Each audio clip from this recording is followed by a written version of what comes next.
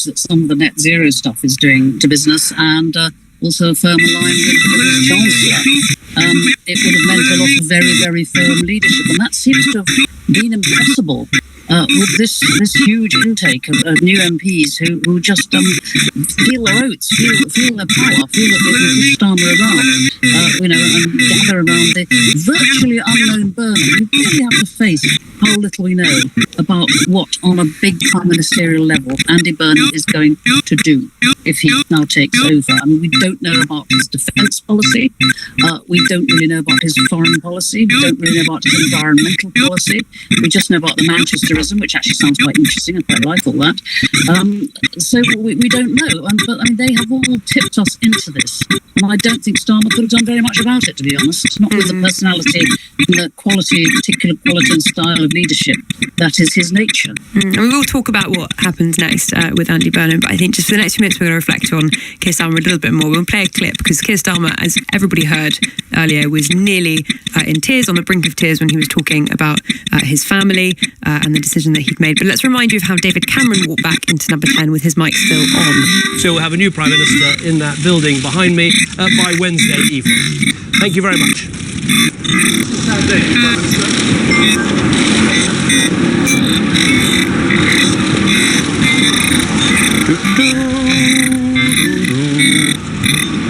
Right. Seb, was that the chillaxing Prime Minister for you? What was going on there?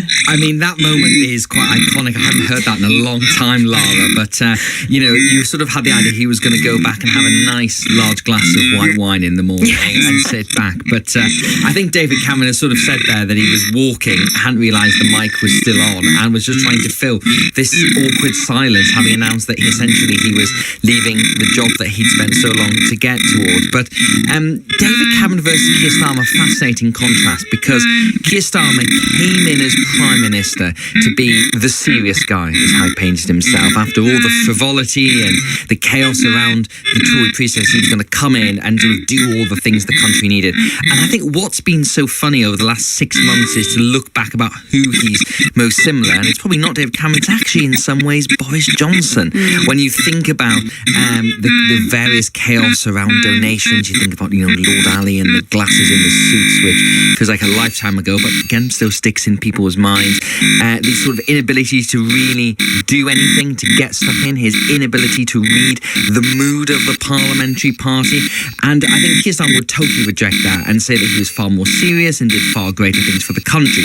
But I think when the country looks back at what kind of Prime Minister Keir Starmer was and what he achieved, there will be some metrics, particularly for a Labour person, things like the Workers' Rights Bill, the Renters' Rights reforms, changes to the NHS, more funding for the NHS. Those kind of things will look back and say he did significant things there. But what he didn't do is make us a kind of well-governed, functional country, which was the whole basis he was elected on. Libby, what do you think? Do you think in time we'll remember Keir Starmer more favourably than perhaps we consider his premiership to have been now? I don't know. They always go on and on about legacy, don't they? I think it's quite an act of vanity to think that one has a particular legacy. Yes, there are things which happened in his time. I mean, you played that bit of Cameron just now, and I can, luckily the camera was probably off, but you'd have seen me just wincing. It's hard to express the contempt I felt for Cameron, who simply walked away, having dumped us in the Brexit mess and did nothing at all, and condemned the country to all the chaos which has followed. So I think we'll remember Starmer as having a lot more dignity than David Cameron. It's not a high bar, but that's what we'll remember. It's really very interesting that this week just happens to be 10 years since Brexit, as Seb has mentioned. Now, we'll talk about everything that's going to happen next after the break, particularly the intervention from Wes Streeting, the former Health Secretary. What does that mean for any possible coronation or indeed contest? We'll also hear from a former advisor to Tony Blair and Gordon Brown, who'll give us his thoughts on Starmer's resignation. But first, let's get the news with Andy Hayes. Across the UK, on DAB, online and on your smart speaker. This is Times Radio. Thank you, Lara. Good morning. Andy Burnham says Sir Keir Starmer's decision to stand down as Prime Minister marks the beginning of a transition. The outgoing Mayor of Greater Manchester says he wants it to be conducted in an orderly and responsible way and is putting himself forward. The former Health Secretary Wes Streeting, meanwhile, has announced he will not contest the leadership election and is backing Burnham. Streeting has said in the last half an hour, "We could spend the summer exaggerating small differences, or we can roll up our sleeves and help him, Burnham, to deliver the change our party and our country needs." Starmer says he's asked Labour's governing body to set out a timetable to replace him, beginning on July the 9th and ending by the summer recess. He says a new Labour leader should be in place before Parliament returns in September. He made a short address in Downing Street. "I will also give my successor my full and unequivocal support, knowing that they will inherit a Britain that is far stronger and fairer than the one I inherited 2 years ago, better prepared for the challenges ahead and better able to ensure the Labour Party secures a second term in office." The Work and Pensions Secretary, Pat McFadden, says the Labour Party and the country owes a great deal to Keir Starmer.